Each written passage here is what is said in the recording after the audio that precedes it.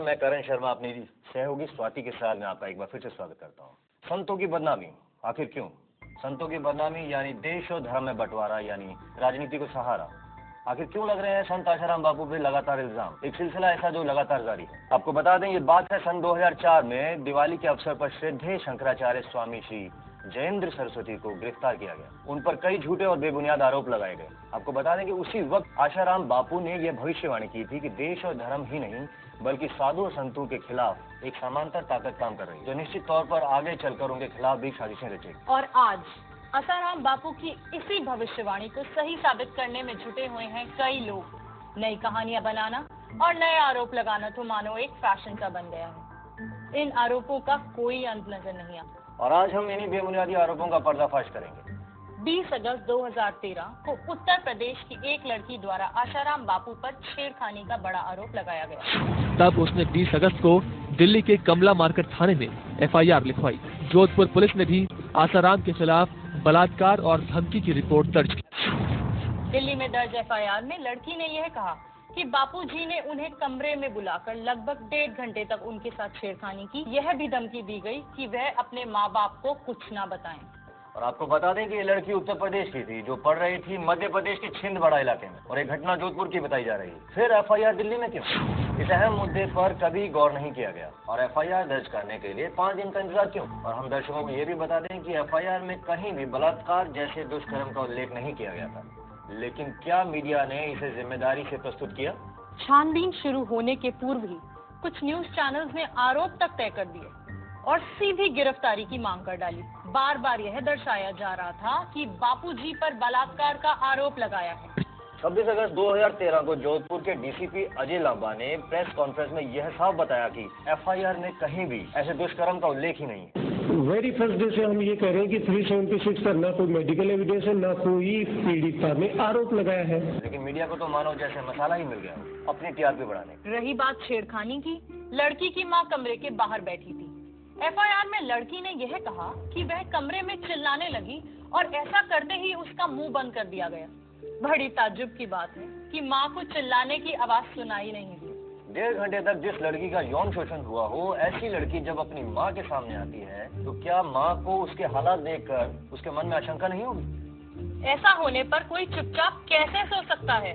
और क्या यह संभव है कि ऐसी घटना घटने के अगले ही दिन सुबह वही लड़की किसान के बच्चों के साथ खेले और खुशी खुशी उन्हें 200 रुपए भी दे दे? आज्ञा भी ली थी, फिर हमारे साथ में इधर आए, खाना खाया और हंस मिल के बच्ची एकदम अपने पिताजी के साथ हंस मिल के बातचीत कर रही थी। और मेरे लड़के और लड़की को उन्होंने पैसे दिए, 100 रुपए भी दिए। फिर मेरा चचेरा भाई उनको रेलवे तक ड्रॉप करके दिया। लोगों को यह भी दर्शाया गया कि मेडिकल जांच से बलात्कार की पुष्टि हो गई है, जबकि जोधपुर के DCP अजय लांबा ने साफ बताया है कि मेडिकल रिपोर्ट में 376 के आरोप के पक्ष में कोई एविडेंस नहीं है। हम बार बार ये कह रहे हैं कि मेडिकल रिपोर्ट जो दिल्ली में से आई है हमारे पास, मेडिकल रिपोर्ट में भी किसी भी तरह से 376 के आरोप के पक्ष में कोई एविडेंस नहीं है। मीडिया ने गड़े मुर्दे उखाड़ने शुरू कर दिए। जुलाई 2008 में गुरुकुल में 2 बच्चों की संदिग्ध मौत का मामला भी उठाया और आश्रम को तांत्रिक का अड्डा बताया गया। CID ने क्लीन चिट देते हुए कहा था कि आश्रम में कोई भी तांत्रिक गतिविधियां नहीं होती है। CID क्राइम की टीम आके पेपर में आया था कि कुछ ऐसे भोयरे हैं जहाँ पे कुछ मतलब धूप बत्ती और ऐसा तांत्रिक का ऐसा कुछ है। तो वो जस्ट हम चेक करने के लिए आए थे। FSL की टीम भी आई थी, लेकिन सामान्य पूजा वगैरह का ही है, कोई ऐसा तांत्रिक का ऐसा कुछ हमको यहाँ पे मिला नहीं। आपको बता दें कि सुप्रीम कोर्ट ने साफ तौर से कहा कि तांत्रिक गतिविधियों से बच्चे नहीं मारे जा सकते और 9 नवंबर 2012 को दिए फैसले में इस प्रकार की सभी आरोपों को पूरी तरह से खारिज कर दिया। लेकिन ऐसा लगता है कि हमारी मीडिया देश के सर्वोच्च न्यायालय से भी बढ़कर है। मीडिया ने आरोप लगाने वाली लड़की की सहेली से बात की। उसने जो बात मीडिया से कही उसे मीडिया ने लोगों तक पहुंचाना जरूरी नहीं समझा। पलट पूछा कि आप इसे बापूजी के ऊपर झूठा आरोप क्यों लगाया, तो उसने बोला कि मेरे मम्मी पापा करवा रहे हैं, मैं कुछ नहीं कर रही हूँ। उसने ये बोला बापूजी के ऊपर सारे आरोप झूठे लगे। लेकिन हमारे मीडिया की माने तो उन्होंने तय ही कर लिया था कि बापूजी को पीडियोफिलिया है। पूर्व आश्रमवासी वैद्य अमृत प्रजापति। आपको बता दें कि यह वही शख्स है जो आश्रम में दवाओं में हेराफेरी करते हुए पकड़े जाने की वजह से आश्रम से निकाल दिया गया था। और सोचने वाली बात तो यह भी है कि उससे किसी ने यह नहीं पूछा कि अगर आश्रम में रहने लायक माहौल नहीं था तो वह 18 साल तक आश्रम में कैसे रहा। बेशर्मी की हर सीमा पार करते हुए इस वैद ने अपनी ही पत्नी को बुर्का पहनाकर एक प्रेस वार्ता करवाई, जिसमें इसकी औरत ने बापूजी पर यौन शोषण के आरोप लगाए। मीडिया ने घंटों तक इस बात को उछाला। इसकी पत्नी के बेबुनियाद आरोपों को चटपटा बनाकर दर्शकों को परोसा गया। और 4 महीने बाद जब न्यायाधीश DK त्रिवेदी जांच आयोग में हुई विशेष पूछताछ में जब यह बात झूठी साबित हो गई, तो किसी मीडिया ने यह बात अपने दर्शकों तक पहुंचाने की जहमत तक नहीं उठाई। आदमी अपनी बीवी को एक बुर्खा पहना के अनजान स्त्री के रूप में रजू करके बापूजी के खिलाफ कैरेक्टर के एलिगेशन करवा सकता है। वो आदमी किस हद तक जा सकता है, ये तो पब्लिक ही सोच सकती है। अमृत वैद ने लगाया और एक आरोप कि बापूजी अफीम खाते हैं। जहाँ तक मेरा अनुमान है, क्योंकि ये जो अफीम के जो आदी हो गए हैं, तो उनको अफीम के बिना चैन नहीं पड़ता होगा।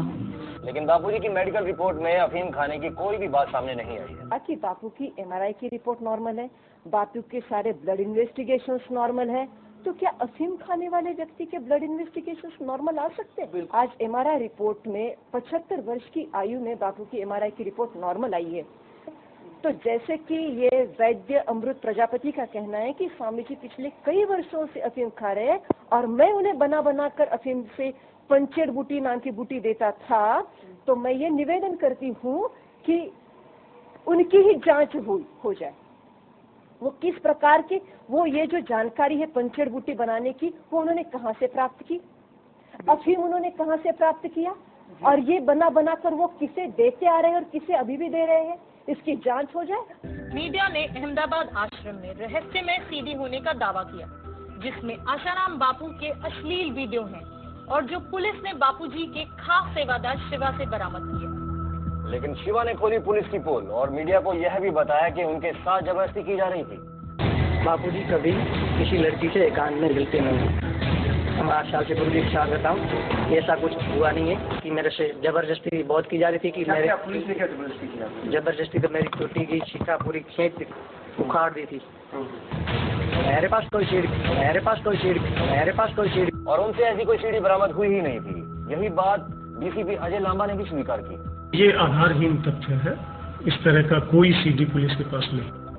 कोर्ट में इस बात को भी रखा गया था कि शिवा के पास से CD मिली, आश्रम के अंदर से CD मिली। एक CD भी कोर्ट में पुलिस द्वारा पेश की गई, परंतु उस CD के अंदर मधुर कीर्तन और बापूजी के केवल आशीर्वाद देते हुए कुछ प्रसंग ही पाए गए। ये मीडिया चंद पैसों के लिए दूसरों की इज्जत के साथ खिलवाड़ करती है। एक 10 साल की मासूम बच्ची की इज्जत को सरेआम नीलाम कर देती है। देखिए इस देशद्रोही दीपक चौरसिया की हरामखोरी। आसाराम बापू के मुद्दे पर TRP की होड़ में नंबर 1 बनने की हवस में इस दीपक चौरसिया ने एक मासूम के परिवार का भविष्य नीलाम कर दिया। इस कमीने ने शिवा के मोबाइल से मिली वीडियो क्लिप को टेम्पर करके इस तरह दिखाया जैसे कि उस लड़की के साथ उसके परिवार के सामने यौन शोषण किया जा रहा है। आइए हम आपको बताते हैं इस पूरे मामले की सच्चाई। ये है निकाला गया ओरिजिनल वीडियो, जिसमें आसाराम बापू उस बच्ची के कंधे पर हाथ रखे हुए हैं। इस साधारण सी क्लिप में इन हवसियों को हवस दिखाई दी और इन्होंने इस क्लिप के साथ छेड़छाड़ करके बना दिया इसे उस मासूम का असली MMS और सरेआम नीलाम कर दी एक मासूम और उसके परिवार की इज्जत। इस वीडियो में बैठी बच्ची की एक रिश्तेदार को बापू की राजदार बनाकर पेश कर दिया गया। क्या इस कर्म को करने से पहले इन्होंने कभी एक बार भी यह सोचा, जब वो बच्ची और उसका परिवार समाज को सच्चाई बताने की कोशिश करेंगे तो क्या कोई उनकी बात मानने को राजी होगा? हम समाज से आह्वान करते हैं कि दीपक चौरसिया और उसके शागिर्द न्यूज 24 और न्यूज नेशन को इनकी सही जगह हवालात में पहुंचाने की मुहिम में इस परिवार की मदद करें। वहीं दूसरी ओर पोक्सो की धारा लगने के बावजूद दीपक चौरसिया की गिरफ्तारी पर 24 फरवरी तक के लिए रोक लगाई गई है। जी हां, दीपक चौरसिया ने एक संदिग्ध CD समाज के सामने रखी थी, जिसमें संत आसाराम जी बापू एक छोटी सी बच्ची के कंधे पर हाथ रखकर आशीर्वाद दे रहे थे, परंतु उसको संत आशाराम जी बापू के साथ गलत संबंध बताकर इस तरीके से उछाला गया जिससे कि उनके माँ बाप तथा उनका परिवार काफी आहत हुआ है। इसीलिए कुछ चैनलों के मालिक और एडिटरों के खिलाफ पोक्सो की धारा लगाई गई है और 0 FIR दर्ज हुई है। आश्रम से भागे हुए राजू चांडक ने दिसंबर 2009 को अपने शरीर पर गोली सेट करवा ली और गोली चलाने के आरोप आश्रमवासी गजानन पर लगाए। जांच में यह आरोप झूठे साबित हुए। आपको बता दें कि ये वही राजू चांडक है जो एक स्टिंग ऑपरेशन में एक लड़की को आशाराम बापू के खिलाफ रेप का आरोप लगाने के लिए 5 लाख रुपए देने को राजी होते हुए नजर आए। इस स्टिंग ऑपरेशन में नजर आ रहा राजू लंबू आश्रम में कभी रहा करता था, आज आश्रम से बाहर है और बापू के खिलाफ साजिश रच रहा है। दरअसल राजू लंबू बापू आसाराम के खिलाफ लड़कियां ढूंढ रहा था जो बापू पर यौन उत्पीड़न का आरोप लगा सके। और इसी में राजू चांडक अपनी आगे की प्लानिंग बताता है। वो चाहता है कि आशाराम बापू को किसी तरह जेल हो जाए और ट्रस्ट के सारे आश्रमों पर वो कब्जा कर ले।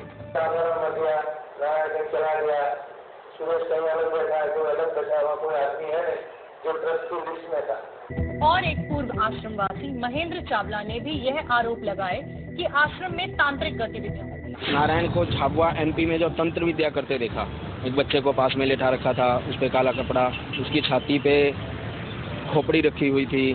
लेकिन जस्टिस DK त्रिवेदी कमीशन आयोग के सामने उसने खुद कबूला कि उसने आश्रम में कभी कोई तांत्रिक गतिविधि नहीं देखी।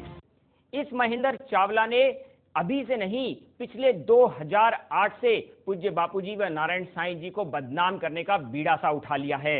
उसके भाइयों ने यहां तक भी कहा कि ये शातिर दिमाग अपने घर से पैसे चुराकर भाग जाता था और कई बार इसने स्वयं अपने ही अपहरण का नाटक तक रच डाला। साल 2001 से 2005 तक नारायण साईं के निजी सचिव रहे महेंद्र चावला ने आरोप लगाया था कि आश्रम में जो भी लड़की या महिला नारायण साईं को पसंद आ जाती थी उसे साईं अपनी हवस का शिकार बनाकर ही छोड़ता था। महेंद्र चावला के भाई इस आरोप को गलत बता रहे हैं। महेंद्र के भाइयों के मुताबिक ये सभी इल्जाम सरासर झूठे हैं। शराबी का जो पीछे है इनका गैंग आपस में ये झूठी बात निकालते हैं। मैं मैराथन बोल रहा हूँ, मैं थाना बोल रहा हूँ, मैं ढिंकाना बोल रहा हूँ, मैं ये कर दूंगा, मैं वो कर दूंगा, ये इनकी सलाह बनी है।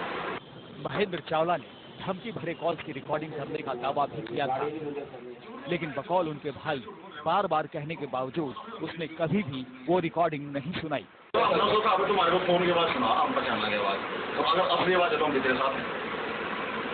उसने मेरी आवाज सुनाई नहीं बिल्कुल भी, तो डुप्लीकेट आवाज है सारी। महेंद्र चावला के भाइयों ने तो ये तक कहा है कि उनका भाई असामाजिक तत्वों के बहकावे में आकर ऐसे आरोप लगा रहा है। और कुछ असामाजिक तत्व जैसे शराबी तत्व हुकुम के बहकावे में आएंगे और जो कुछ पते जाएगा।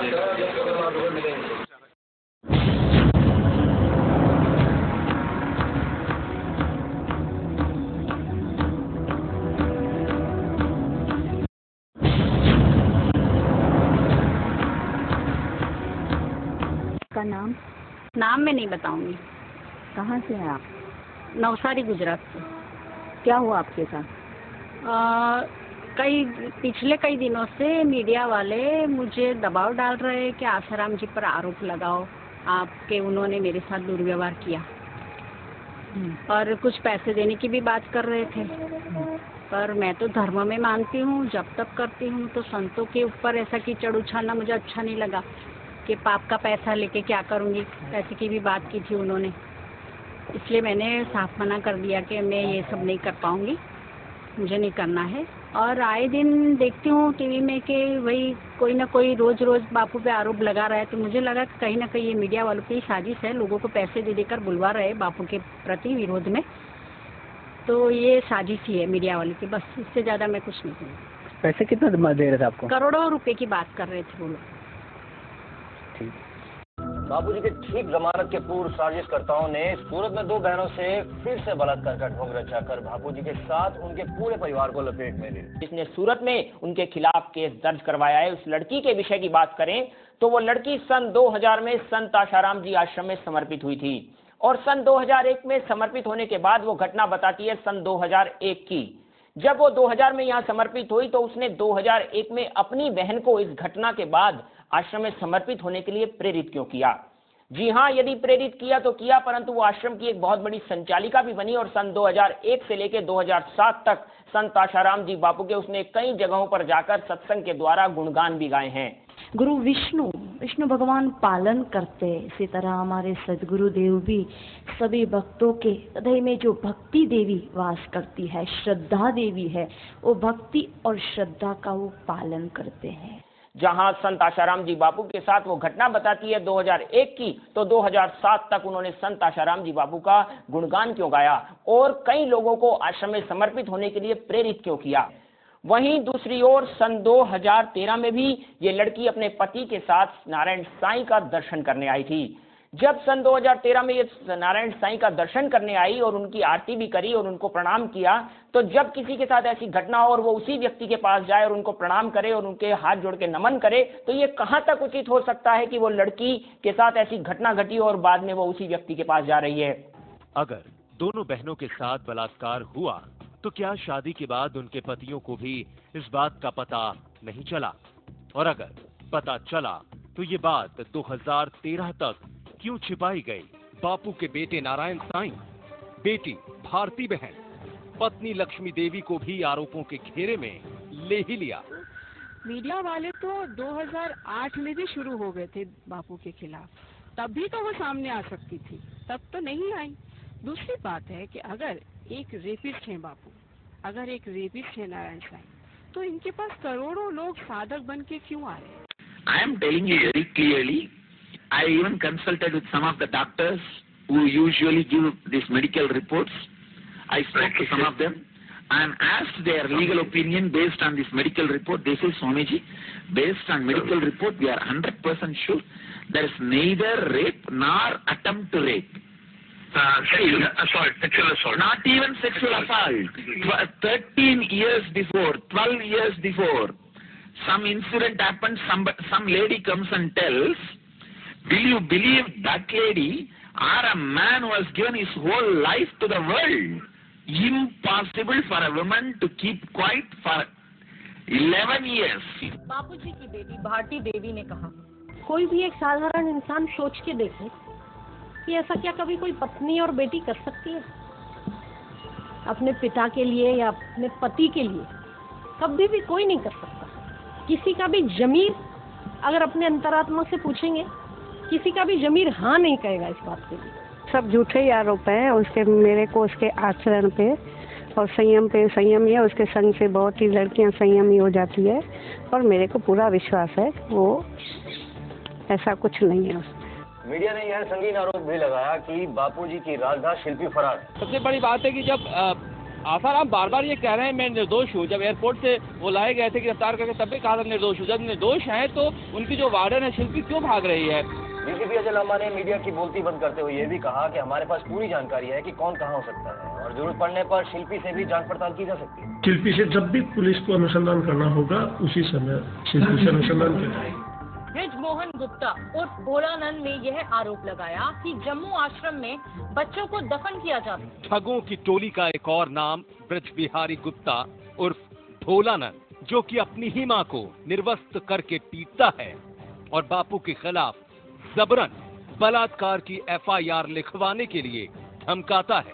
फिर मेरे को इतना मारा आज पूछे, पूरा कपड़ा खोल दिया मेरा और बोला मेरे से, बोला तेरे से बलात्कार करूंगा और तू बाबूजी के बारे में ये कह रहे बाबूजी मेरे से बलात्कार करना चाहता है।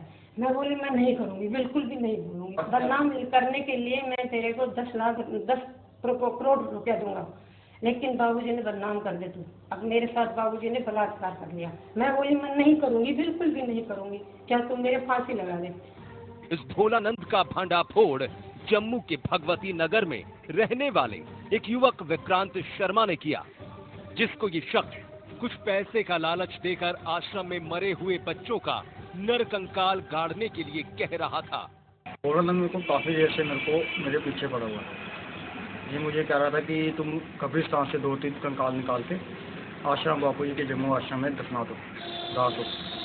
इससे क्या होगा, वो जो सरकार है वो बापूजी को जेल से बाहर नहीं आने देगी। तो मैंने आम जैसे अपना देश का एक नागरिक होने के नाते मैंने जब ये चीज़ सोची कि तब मैं पुलिस को जाके ये पूरी इन्फॉर्मेशन दे दी। तो ये दिखाया था कि भोलानंद ने किस तरीके से जम्मू में जो आश्रम में एक लड़का था विकी, उससे बातचीत की थी, उसके फोन कॉल्स की पूरी रिकॉर्डिंग थी और उसी फोन कॉल्स की रिकॉर्डिंग के आधार पे कल तकरीबन रात के 8 बजे भोलानंद की गिरफ्तारी हुई। आपको बता दूं कि यही भोलानंद है जिसने आरोप लगाया था जम्मू में जो संत आसाराम बापू का आश्रम है, आश्रम परिसर के अंदर मानव कंकाल दबाए गए हैं, यानी कि मुर्दे गाड़े गए हैं, और ये आरोप उसने एक चैनल पे लाइव डिबेट के दौरान लगाया था। उसके बाद से पुलिस ने जांच किया तो पता चला आश्रम में किसी इस प्रकार की कोई ऐसी चीजें नहीं पाई गई और उसके बाद से भोलानंद के खिलाफ FIR दर्ज हुई थी।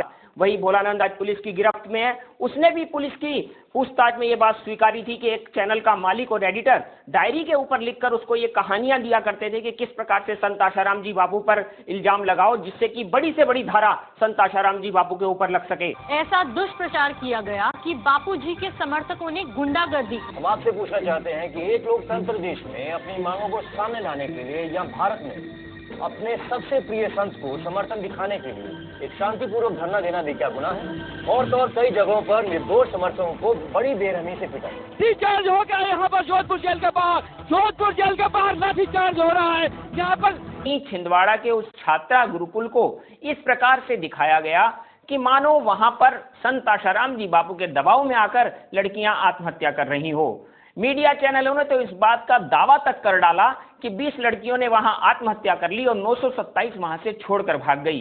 परंतु जब बात वहां पर महिला पुलिस द्वारा जांच की गई और बात खुलकर सामने आई तो क्या पता लगता है कि वहां पर आज तक कभी कोई आत्महत्या हुई ही नहीं थी और ना ही कभी कोई लड़की वहां से छोड़कर भागी थी। अभी कुछ समय पूर्व संत श्री आशाराम जी आश्रम मोटेरा में जांच की गई थी। कुछ पुलिस जांच के नाम पर आई थी और यहाँ पर जांच हुई, परंतु उस जांच के अंतर्गत न जाने मीडिया को कहां से एक खिड़की की छोटी सी जो खिड़की है जो कि एयर वेंटिलेशन के लिए रखी गई है, उस छोटी सी खिड़की की जो स्नैप दिखाकर मीडिया ने उसको गुप्त भोयरा बता डाला, गुप्त गुफाएं बता डाली तथा उसके अंदर होने वाले कितने सारे रिमांड और क्या क्या उस बातों को तूल देकर दिखाया गया। परंतु बाद में जब वही बात खुलकर सामने आई तो पता लगा केवल 2.5 फुट की एक छोटी सी खिड़की थी। क्यों नारायण साईं जी को भगोड़ा घोषित कर दिया गया है? क्यों उनके बारे में अनर्गल कुप्रचार किया जा रहा है?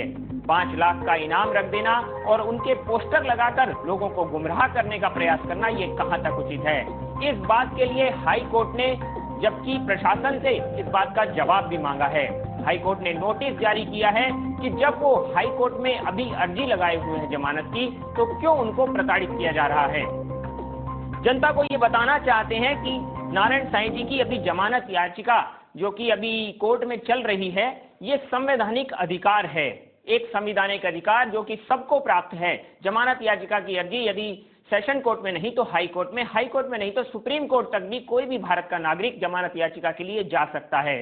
तब तक के लिए उनको भगोड़ा घोषित नहीं किया जा सकता। तो कोर्ट के जज ने इस बात का जब सवाल रखा कि क्यों आज नारायण साईं के लिए पुलिस ने इतने उतावले पने में आकर उनको भगोड़ा घोषित कर दिया, 5 लाख तक का इनाम उनके ऊपर घोषित कर दिया, जगह जगह पोस्टर लगा दिए गए, तब पुलिस प्रशासन का इस बारे में जवाब था कि उनका पिछला रिकॉर्ड ठीक नहीं है। परंतु जब कोर्ट ने इस बात का जवाब मांगा तो उनके पिछले जीवन में कहां उनके ऊपर कोई क्रिमिनल रिकॉर्ड है या फिर कोई ऐसा उन्होंने संविधान का उल्लंघन किया है कि जिसके कारण आप उनके ऊपर इतना बात कर रहे हैं, तो पुलिस प्रशासन इस बात का जवाब ही नहीं दे पाई। जहां बड़े बड़े क्रिमिनल्स को भी आज जमानत मिल जाती है, वहां नारायण साईं जी को और संत आशाराम जी बापू को आज जमानत देने में इतनी परेशानी क्यों उत्पन्न हो रही है? इसी विषय में आश्रम के प्रवक्ता उदय सांगानी ने मीडिया के साक्षात्कार में किया इस केस के विषय का सबसे बड़ा खुलासा। जो भी कानूनी प्रक्रिया है हम उसमें सहयोग करेंगे और अभी तक हम कर भी रहे थे। और जहाँ तक ये इस तरह से बात आ रही है कि भगोड़े घोषित करना और ये सब जो बातें थी, तो भगोड़े घोषित करने वाली बात पर भी हमने चैलेंज किया हुआ था हाई कोर्ट में, और हम जो भी कर रहे थे कानूनी प्रक्रिया के अंतर्गत ही कर रहे थे। 6 तारीख को FIR लॉन्च हुई थी, कंप्लेंट लॉन्च हुई थी, और हमने इमीडिएटली 11 तारीख को हमने एंटीसिपेटरी बेल सूरत के कंसर्न कोर्ट में हमने फाइल कर दी थी। तो हम कोई भाग नहीं रहे कानून से, हम कानूनी प्रक्रिया के अंतर्गत रहकर ही हम कर रहे हैं। एंटीसिपेटरी बेल की सुनवाई ही अगर 1.25 महीने 1.5 महीने तक चली और उसके बाद में उसका जो निर्णय आया और अल्टीमेटली रिजेक्ट हुई, that is the hard fact. तो उसको भी हम आगे हाई कोर्ट में चैलेंज करने का हम प्लान कर रहे थे, क्योंकि हमें लग रहा है कि कहीं ना कहीं हमारे विरुद्ध में षड्यंत्र चल रहे हैं काफ़ी सारे, और हम निर्दोष होते हुए भी हमें फंसाया जा रहा है इस मामले में। अभी जो सूरत की पीड़िता जो कह रही है, वो घटना कह रही है 2001 की, 2002 की, ये सब घटना घटी उसके साथ में और वो सब है। उसके बाद भी वो कई सालों तक आश्रम में रही है, और उसका कहना है कि भाई दबाव था, प्रेशर था। ठीक है, तो आश्रम से चले जाने के बाद में तो उस पर कोई प्रेशर नहीं है, उसके बाद तो उसके पर कोई दबाव नहीं है। फिर भी 2013 इसी साल में वो अपने पति के साथ में पूज्य नारायण साईं जी के दर्शन करने आई हुई थी। बारडोली में कोई मंदिर की प्राण प्रतिष्ठा थी, शिव मंदिर की, वहाँ पर साईं जी पधारे हुए थे, तो उसके हस्बैंड उसके फैमिली के साथ में वो वहाँ पर दर्शन करने आई थी। इससे स्पष्ट पता चल रहा है कि ये सारा षड्यंत्र चल रहा है, और ये सब झूठी बातें हैं जो हमारे विरुद्ध में फैलाई जा रही है। और हम तो पिछले 5 सालों से कह रहे हैं कि हमारे विरुद्ध में किस तरह से षड्यंत्र चले जा रहे हैं। अभी एक मीडिया में एक भोलानंद ने बाइट दी थी कि भाई वहाँ जम्मू आश्रम में वो रहता था पिछले कई सालों पहले, तो वहाँ पर लोगों को मार के और बच्चों को मार के वहाँ पर गाड़ दिया जाता था। अभी भी अगर वहाँ पर खुदाई की जाए जम्मू आश्रम में तो वहाँ से कंकाल मिलेंगे। ये मीडिया में स्टेटमेंट देने के बाद में वो बॉम्बे है अभी फिलहाल, था उस समय पर, और वहाँ से वो जम्मू में अपने किसी परिचित को फ़ोन करके बोल रहा है कि भाई तू वहाँ पर कंकाल फिकवा दे, मैंने वहाँ पर इस तरह से बाइट दी है। तो वो जो उसका फ़ोन था उसको रिकॉर्ड करके पुलिस में कंप्लेन कर दी गई उसके विरुद्ध में, और उसको पुलिस ने अरेस्ट किया। उसकी 3 बार रिमांड एक्सटेंड हुई, और उस रिमांड में उसने खुद ने स्वीकार किया कि आश्रम के विरुद्ध में कौन कौन षड्यंत्र कर रहे हैं, किस तरह से कर रहे हैं, ये सब लड़कियों को खड़ा किया जा रहा है, कैसे किया जा रहा है, वो सारी बातें उसने कबूल की है जम्मू कोर्ट में। तो अगर जम्मू कोर्ट से, जम्मू की पुलिस से अगर वो सारी डिटेल मंगाई जाए तो ये सारा षड्यंत्र का पर्दाफाश हो सकता है, और हम निर्दोष होते हुए हमको फंसाया जा रहा है। और मीडिया में आज दिखाया गया कि नारायण साईं सरदार की पगड़ी पहने तथा पैंट शर्ट पहने घूम रहे थे, जबकि ऐसा कुछ भी नहीं था। नारायण साईं जी को जब मीडिया पुलिस द्वारा लाया गया तो नारायण साईं जी केवल सफेद कपड़ों में ही थे। अभी 10-15 दिन पहले मीडिया में ये खबरें थी कि नारायण साईं जी ने मुंडन करवा लिया है, परंतु बाद में पता लगता है कि नारायण साईं जी सरदार वाली पगड़ी में घूम रहे हैं। तो 15 दिन के अंदर नारायण साईं जी की दाढ़ी आ जाती है। क्या ये मीडिया की झूठी खबरों की पोल नहीं खुल जाती? वहीं नारायण साईं जी की बात करें कि नारायण साईं जी ने गुनाह कबूल कर लिया, ऐसा आकर चैनलों पर बताया जा रहा है, या फिर कभी ये बताया जाता है कि उनके पारिवारिक मामले ठीक नहीं है, या फिर ये बताया जाता है कि जमीनों में उनके कई विवाद चल रहे हैं। परंतु ना नारायण साईं जी के द्वारा, ना ही उनके परिवार के किसी व्यक्ति के द्वारा ये बातें अभी तक सामने आई हैं। आज नारायण साईं जी को भी लेकर ये बातें काफ़ी उछाली जा रही हैं कि नारायण साईं जी ने कबूल लिया, परंतु यदि कोर्ट में यही बातें झूठ साबित होती हैं और सामने नारायण साईं जी आकर यदि कोर्ट में बोलते हैं कि ऐसी कोई बात हुई ही नहीं है, તો હવે નારાયણ સાંઈ કહી રહ્યો છે કે પીડિતા સાથે નથી થયો બળાત્કાર।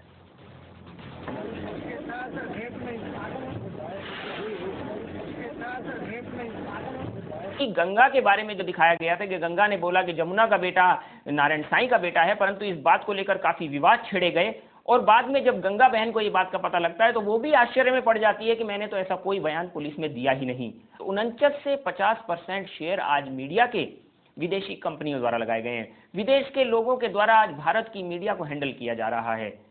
तो कहीं ना कहीं आज विदेशी लोगों का एक बहुत बड़ा षड्यंत्र है कि भारत के संतों को तोड़ दिया जाए। नारायण साईं पर लगा एक और नया आरोप निकला झूठा। नारायण साईं ने हालांकि मीडिया को कहा कि उन पर लगाए गए बलात्कार के झूठे आरोप लगे हैं और उन्हें साजिश के तहत फंसाया जा रहा है।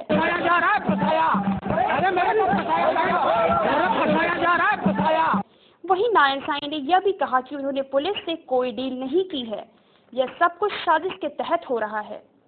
सूरत पुलिस मीडिया को यह बयान दे रही है कि नारायण साईं और उनके 5 समर्थकों के द्वारा पुलिस को 5 करोड़ रुपए घूस देने की कोशिश की गई। प्रश्न यह खड़ा होता है कि क्या कोई व्यक्ति यूं ही इतनी बड़ी रकम लेकर पुलिस अधिकारियों को देने चला जाएगा? हालांकि नारायण साईं ने भी मीडिया से बात करते हुए यह स्पष्ट किया है कि उन्होंने कोई भी डील पुलिस से नहीं की है। संत श्री आशाराम जी बापू को जब भी जमानत मिलने वाली होती है उससे पहले ही कुछ लोगों के द्वारा झूठे आरोप लगाकर और नई नई कहानियां बनाकर बदनाम करने का प्रयास किया जाता है। एक राहुल सचान नाम के व्यक्ति ने अभी ये आरोप लगाया है कि संत आशाराम जी आश्रम द्वारा 8 लोगों को माइंड वॉश करके तैयार किया गया है आत्मदाह के लिए, जो कि कहीं पर तो लैपटॉप बाबा के नाम से जाना जाता है और कहीं आरडी के नाम से जाना जाता है। अनेकों नामों से जगह जगह घूमने वाला ये व्यक्ति महिलाओं से अश्लील ईमेल भेजने के आरोप में कई बार जेल भी जा चुका है। तो क्या आज ये सवाल या निशान नहीं खड़ा हो जाता कि भोलानंद हो या राहुल सचान या फिर राजू चांडक हो या अमृत प्रजापति, आज चाहे अजय भिमानी ही क्यों ना हो, परंतु इन लोगों के द्वारा लगाए गए आरोप कहीं भी आज तक सिद्ध नहीं हो पाए हैं। और सिलसिला सिर्फ आसाराम बापू तक सीमित नहीं है। संत नित्यानंद स्वामी, बाबा रामदेव, बाबा राम रहीम, संत कृपालू जी महाराज और स्वामी नारायण के संत प्रमुख स्वामी, इन सभी संतों पर किसी न किसी का आरोप लगाकर उन्हें बदनाम किया गया। यह लोगों को गुमराह करने की गंदी साजिश है। जहां स्वामी शंकराचार्य जी महाराज जयेंद्र सरस्वती जी को जो फंसाने का भी प्रयास किया गया था, 9 साल तक उनके लिए मीडिया ट्रायल चलाया गया, परंतु जब वो निर्दोष बाहर आए हैं तो किसी भी मीडिया प्रसारण माध्यमों द्वारा उनकी सच्चाई सामने रखना गवारा नहीं समझा जा रहा। वहीं स्वामी केशवानंद जी महाराज जो द्वारिका के थे, उनको भी ऐसे ही प्रताड़ित किया गया। उन्हीं के गुरुकुल की एक छात्रा द्वारा बलात्कार का इल्जाम लगाया गया। 2001 से लेकर 2007 तक उन संत को जेल में पीड़ा सहनी पड़ी। आज संत आशाराम जी बापू को लेके तो कभी नित्यानंद जी महाराज को लेके, कभी स्वामी केशवानंद जी महाराज को लेके, तो कभी कृपालू जी महाराज को लेके मीडिया ट्रायलों पर केवल हिंदू संतों को ही बदनाम करने का भरचक प्रयास किया जा रहा है। डिवाइड एंड रूल, बांटो और राज करो। पहले अंग्रेजों ने इस भारत देश पर इस नीति का बड़ी सफलता के साथ उपकरण की और अब देश में हिंदुत्व के दुश्मनी से अपना रहे हैं। हिंदुत्व को नष्ट करने की साजिश स्पष्ट रूप से दिखाई पड़ रही है। हम आपसे विनती करते हैं कि ऐसी साजिश और हमारे देश और संस्कृति के खिलाफ रचाए गए इन षड्यंत्रों का आप शिकार ना बने और सिर्फ सच को देखें और सच का साथ दें।